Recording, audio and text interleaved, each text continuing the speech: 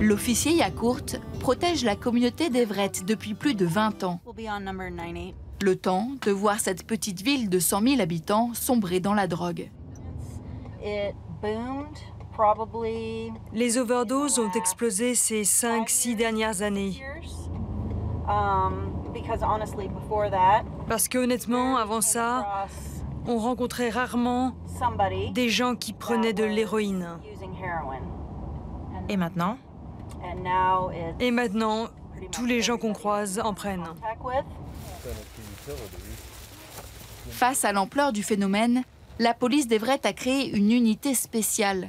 L'officier Yacourt patrouille désormais avec Caitlin, une assistante sociale qui aide les toxicomanes à se faire soigner, comme Patrick, accro à l'héroïne. Combien vous diriez que vous consommez en ce moment, en moyenne? 1 gramme par jour. Et en moyenne, ça vous coûte combien? Je dirais 70 balles. 70 $ par jour. Pour Patrick, la descente aux enfers a commencé avec une simple ordonnance d'antidouleur tout à fait légale. Des opioïdes prescrits après une blessure. Pourquoi vous a-t-on prescrit ces médicaments? Je me suis cassé le dos dans un accident de voiture. Les opioïdes sont des antidouleurs dérivés de l'opium, ultra puissants et très addictifs. Et une fois les ordonnances des médecins épuisées, beaucoup d'accros se tournent vers l'héroïne. C'est beaucoup moins cher que les pilules. Lorsque je prenais des pilules, je pouvais facilement dépenser jusqu'à 200-300 $ par jour. L'héroïne, c'est 10 fois moins cher. À Everett, comme dans tout le pays, la consommation d'héroïne a explosé, plus 62% en 15 ans. Donc, comme vous voyez, il y a des bouchons et des seringues un peu partout. On ne les ramasse pas, on les laisse. Je n'aurais jamais cru qu'en tant que policier, j'apporterais ce type d'aide comme on le fait aujourd'hui. C'est quelque chose de très nouveau dans la police, mais c'est absolument nécessaire. Aux États-Unis, le nombre de décès par overdose liés aux opioïdes a triplé en 10 ans. 64 000 morts rien qu'en 2016. Une réalité visible à la morgue du comté. Chaque jour, 140 personnes meurent d'overdose. C'est plus que les accidents de la route ou les armes à feu. C'est la cause de décès qui revient le plus souvent.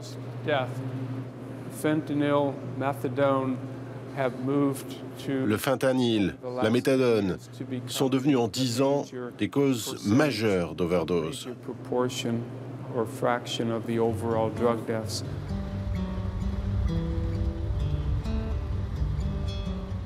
Une addiction qui touche toutes les catégories sociales, comme la famille Warfield, qui vit dans ce quartier cossu d'Everett. Hi, baby, how are you? Nice to meet you. Nice to meet you. Thanks for coming. Des photos, des souvenirs, c'est tout ce qu'il reste de Spencer Warfield, un étudiant de 24 ans. Il y a 5 ans, Spencer a succombé à une overdose. Il était accro aux antidouleurs, puis à l'héroïne. Je me suis réveillée et j'ai entendu le son très fort de la télé. Et je me suis dit qu'il s'était simplement endormi devant. Donc j'ai attendu 1 heure ou 2, puis je suis descendue pour voir comment il allait. Et il avait fait une overdose. Il était déjà mort. Comme pour beaucoup d'autres, l'addiction de Spencer a commencé par une simple ordonnance d'antidouleur, prescrite par son médecin de famille après une luxation de l'épaule. On lui a donné quelque chose pour soulager la douleur, ce qui paraît tout à fait normal quand quelqu'un se blesse. Le médecin était notre voisin, donc nous avions confiance en lui et nous avons trouvé cela normal à l'époque. Aujourd'hui, ses parents pointent du doigt les médecins et surtout les laboratoires pharmaceutiques qui ont développé ces antidouleurs.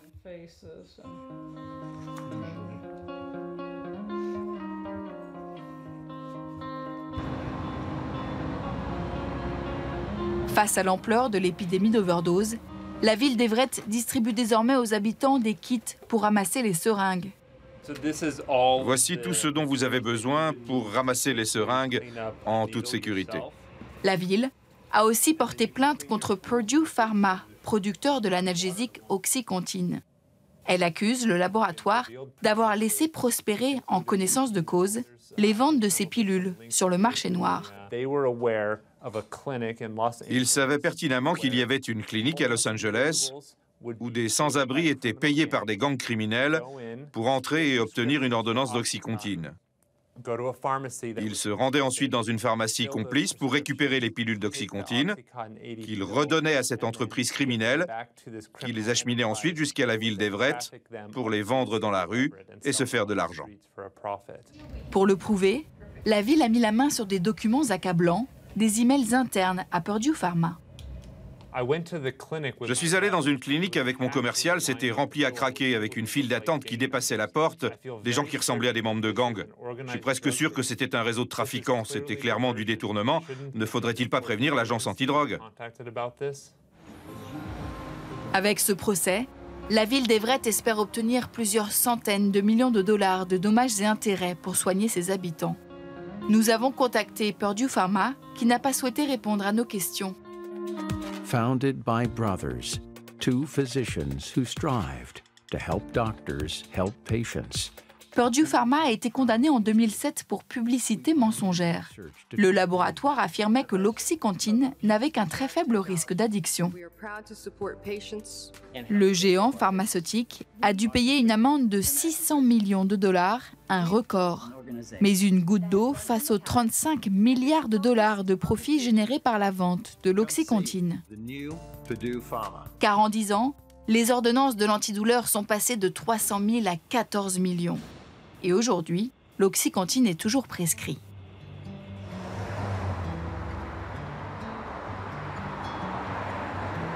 Chaque semaine, Bobby Catenez rend visite à son médecin.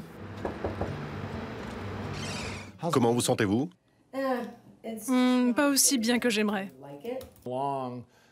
Cette secouriste de formation est devenue accro à l'Oxycontin après un grave accident de cheval. Lorsque je prenais ces opioïdes, je pensais que tous mes ennuis allaient disparaître. Je vais pas vous mentir, quand vous commencez à en prendre, c'est une sensation incroyable, un sentiment d'euphorie, où tout va bien se passer, quoi qu'il arrive. Dans les années 2000, les opioïdes sont devenus les médicaments de référence pour traiter la douleur. Mais aujourd'hui, ces analgésiques à base de méthadone, d'oxycodone ou d'hydrocodone tuent davantage qu'ils ne soignent. Plus d'Américains sont morts l'année dernière d'overdose liées aux opioïdes que tous les Américains morts au Vietnam. Il y a eu une augmentation exponentielle, surtout après les années 2000, lorsqu'on a décidé de traiter la douleur de façon plus agressive aux États-Unis. Et le Congrès américain a fait de 2001 à 2011 la décennie de lutte contre la douleur. Avant, les docteurs avaient tendance à dire « ça va faire mal, désolé ». Et maintenant, les médecins sont encouragés à traiter la douleur de façon plus efficace. Pour enrayer cette surconsommation d'antidouleurs, le gouvernement a mis en place un programme de surveillance des ordonnances. Avant, il n'y avait aucun moyen de savoir si mon patient obtenait des ordonnances de moi, de Dr. Jones et Dr. Smith et Dr. Thomas, alors que maintenant, je peux regarder sur la base de données du Centre de surveillance des ordonnances et connaître tous les médicaments prescrits à mon patient ces 6 derniers mois. Ça aide beaucoup. Résultat, le nombre d'ordonnances a chuté, mais sans médicaments, les accros comme Bobby se tournent alors vers le marché noir, puis les drogues de rue comme l'héroïne. Pour moi, l'héroïne, c'était pour les toxicos et je n'étais pas une toxico. J'étais une femme d'affaires brillante, une mère de famille, présidente de l'association des parents d'élèves. Et aujourd'hui, je dis souvent aux gens que si ça a pu m'arriver à moi, ça peut arriver à n'importe qui.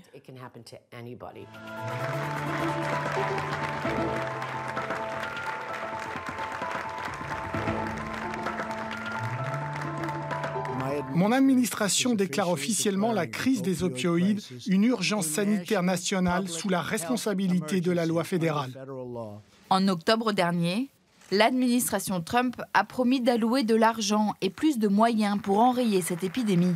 Mais plusieurs mois après cette déclaration, les fonds ne sont toujours pas débloqués. Les officiers de police redoutent un simple effet d'annonce. Actuellement, notre pays fait face à une épidémie d'opioïdes. Beaucoup de gens meurent d'overdose. La police n'a pas attendu l'aide du gouvernement pour agir. Les 10 000 agents sont désormais formés à l'usage du Narcan, un spray nasal qui permet d'inverser les effets d'une overdose. Vous le tenez comme n'importe quel autre spray nasal et vous l'introduisez dans les narines aussi loin que possible. J'ai déjà répondu à des appels où le type avait encore la seringue dans le cou. Vous savez, il arrive qu'il fasse une overdose dans les minutes après notre arrivée. C'est assez étrange parce que maintenant, on introduit de la médecine dans notre travail quotidien. Avant, on ne faisait que les premiers secours. Maintenant, on administre les médicaments. Mais ce qui inquiète surtout les autorités, c'est l'arrivée sur le marché noir d'une nouvelle drogue synthétique, le fentanyl, 50 fois plus puissante et plus dangereuse que l'héroïne. Fabriqué en Chine et beaucoup moins cher, le fentanyl est acheté par les trafiquants de drogue sur l'Internet clandestin, puis coupé avec de l'héroïne. Le fentanyl est 50 à 100 fois plus puissant que l'héroïne. Et le problème, c'est que les consommateurs remplissent leurs seringues avec leur dose habituelle d'héroïne, sauf qu'elle est coupée avec du fentanyl et qu'ils s'injectent une dose mortelle. D'ici la fin de l'année, tous les agents de police en patrouille seront équipés de Narcan. À 75 $ la dose, cela pèse lourd sur le budget de la ville et sur les contribuables. Et si le Narcan ne permet pas de diminuer la consommation de drogue, il permet de limiter le nombre de décès. Car aujourd'hui, plus de 2 millions d'Américains sont en danger de mort.